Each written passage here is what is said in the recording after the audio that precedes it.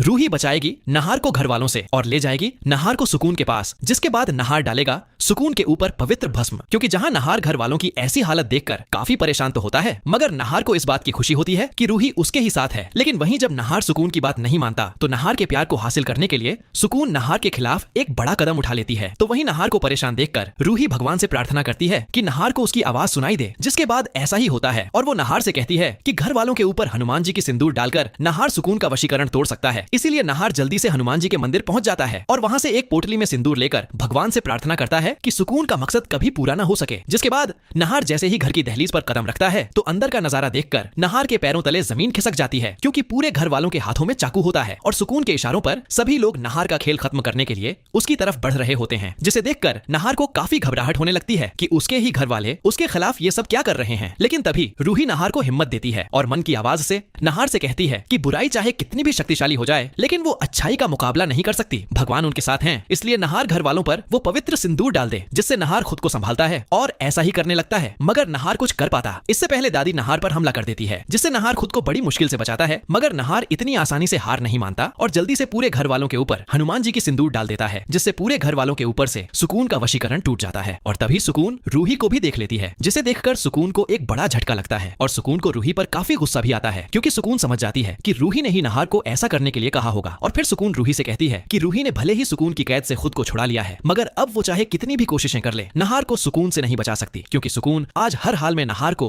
इस दुनिया से अपनी दुनिया में ले जाएगी। जिस पर रूही सुकून को करारा जवाब देते हुए कहती है कि रूही के रहते सुकून का मकसद किसी भी हाल में पूरा नहीं होगा और वो आज के आज सुकून का हमेशा के लिए अंत करके रहेगी। जिसके बाद सुकून पूरे घर वालों को एक बार फिर से अपने वश में करने लगती है। लेकिन ये देखकर रूही समझ जाती है कि नहार को घर में खतरा है, इसलिए रूही नहार का हाथ पकड़कर उसे अपने साथ ले जाने लगती है। जिसे देखकर सुकून को रूही पर काफी गुस्सा आता है, इसलिए सुकून सब कुछ छोड़कर रूही का पीछा करने लगती है और उसके सामने खड़ी हो जाती है। जिसके बाद सुकून रूही से कहती है कि उसे बहुत शौक है ना सुकून के काम में टांग अड़ाने का, इसलिए अब वो पहले रूही को ही ठिकाने लगाएगी। जिसके बाद सुकून रूही का गला पकड़ लेती है और उसे फिर से एक बोतल में कैद करने लगती है, जहां नहार को रूही तो नजर नहीं आ रही होती, मगर नहार समझ जाता है कि रूही को मदद की जरूरत है। इसीलिए नहार देरी न करते हुए उसके पास जो थोड़ी सी हनुमान जी की सिंदूर बची होती है उसे वो सुकून के हाथ के ऊपर डाल देता है, जिससे सुकून को काफी तकलीफ होने लगती है और उसे रूही को छोड़ना पड़ता है। जिसके बाद नहार रूही को गाड़ी में बैठने को कहता है और फिर नहार और रूही उसी जगह पर पहुंच जाते हैं जहां वो बाबा रहता है। इसलिए रूही फौरन बाबा के पास जाकर बाबा को सारी बात बता देती है कि सुकून ने उनके पूरे परिवार को अपने वश में कर लिया है और अब वो नहार का खेल खत्म करना चाहती है। जिसे सुनकर बाबा रूही को बताता है कि वो आत्मा काफी शक्तिशाली हो चुकी है, इसलिए अब उसे मुक्ति देने के बाद ही उससे नहार और रूही का पीछा छूट सकता है। जिसके बाद बाबा हवन की पवित्र भस्म निकालकर रूही के हाथ में थमा देता है और कहता है कि ये भस्म सुकून के ऊपर पड़ते ही वो रूही का शरीर छोड़ देगी और हमेशा के लिए अपनी असली जगह पहुंच जाएगी। जिसके बाद नहार और रूही बाबा का आशीर्वाद लेते हैं और फिर जाते जाते बाबा उन दोनों के हाथ में एक रक्षा सूत्र भी बांध देता है। जिसके बाद रूही और नहार वापस से घर पहुंच जाते हैं, जिसे देखकर सुकून को काफी हैरानी होती है और वो रूही से कहती है कि लगता है कि रूही ने खुद ही अपनी हार मान ली है, इसलिए